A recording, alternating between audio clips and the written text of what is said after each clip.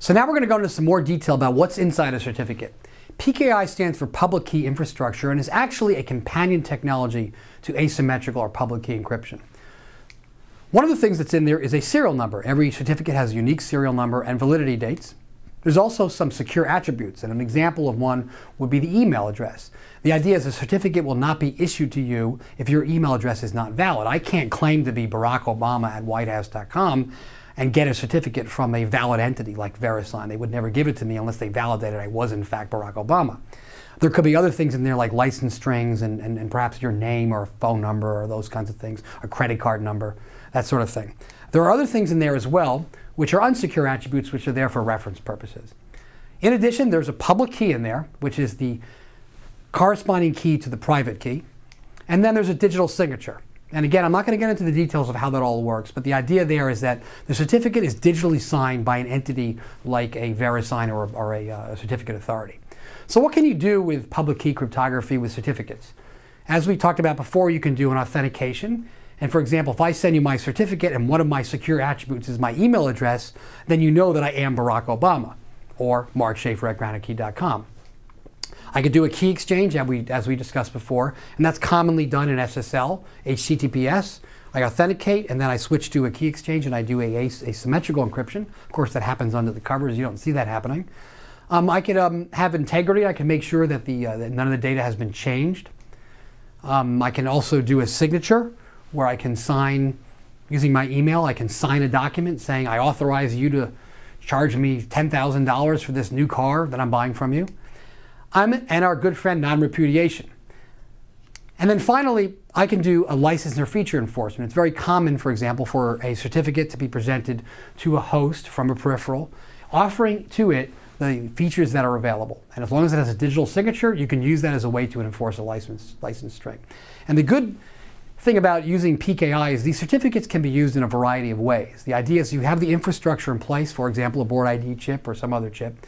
What you can do is that you can use that certificate to provide a variety of services using standard PKI infrastructure, and then you can use your companion technology, which is symmetrical encryption, to provide bulk encryption or bulk transfer of data that's secure.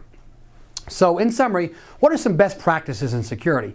One is that any key, Murphy's Law, if you have any private or symmetrical key that is not stored in hardware, it's going to be compromised, especially in a system that is a high value. Another one is you need to use a true random number generator, which is kind of a geeky thing, but if you were a security geek, you would insist on a true random number generator to make sure that the security and the challenges are truly random challenges and nobody can guess what they are. In terms of the communication, as we indicated before, challenge and response, keys are never released, secrets are never released, and that when you do open up a secure channel, when you do use symmetrical encryption to send data using a symmetrical key, that you randomize the data and you make sure the data hasn't been changed. And these are some general guidelines that you need to think about when you're creating a secure system. Now, in terms of our agenda, we're going to move on to more of the business side of security. So we just reviewed the challenges in understanding the fundamentals of security technology. Now we get to the most difficult part, the management of security. So in a development lifecycle, typically you're going to start off with a business case. And in the case of security is, for example, one of our customers, they were losing 30 to 40% of their revenue on their peripherals from clones. You have a pretty strong business case from that if you have enough volume. Now what you would do is you would do a risk analysis. What is it about our business, about our technology that can be compromised easily, and what are some of the security measures we can put in place? If you go back to the analogy where we had secure boot, we had a secure ROM, and we had various metal boxes we can put around these things, we could put a security guard in place. What are the different things that at the system level, we're not talking about, am I going to use RSA 1024 or RSA 2048? We're talking about at a system level, what are the different levers on a business and technology level that I can use to try to reduce my risk of failure? And the ultimate decision is a financial decision.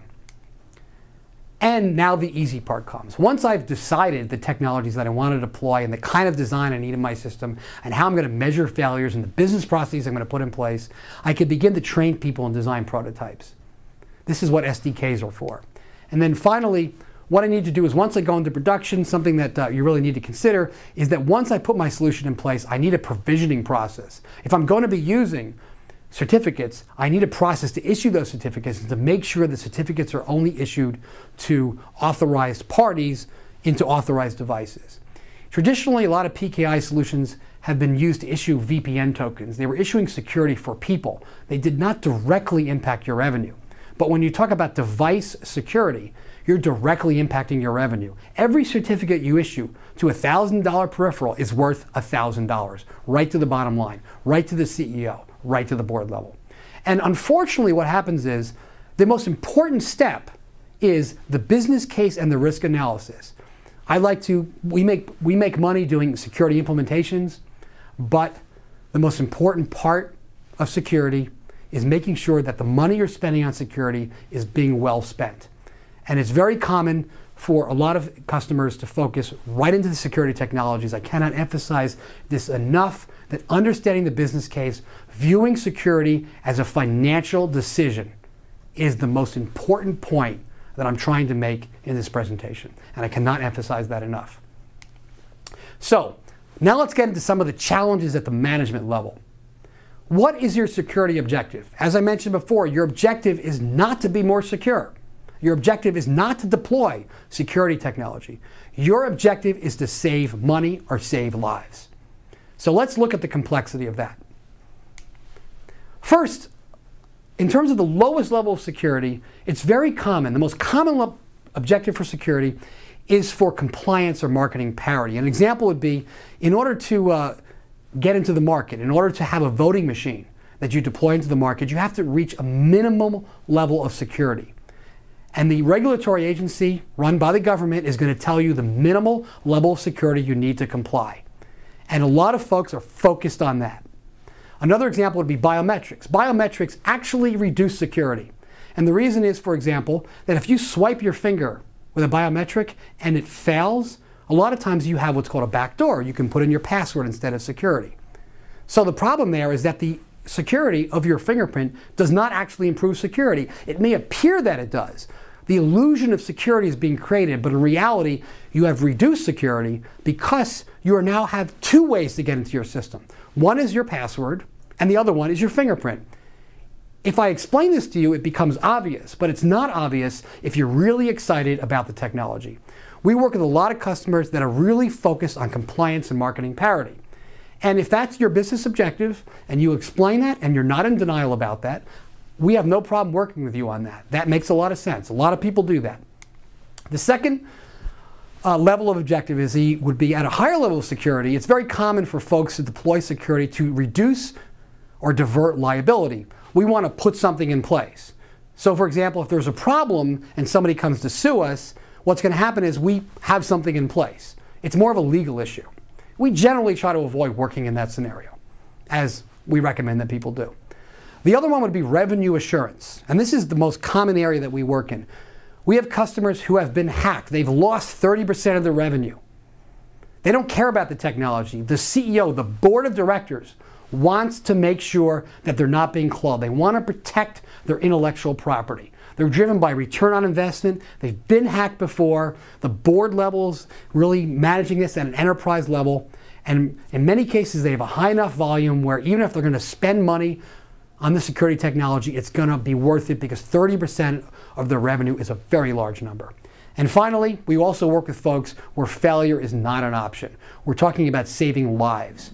And in this case, when you work with folks in the military, Department of Defense, you generally get people who are really, really dedicated to ensuring that security is done properly because they understand the importance of saving lives.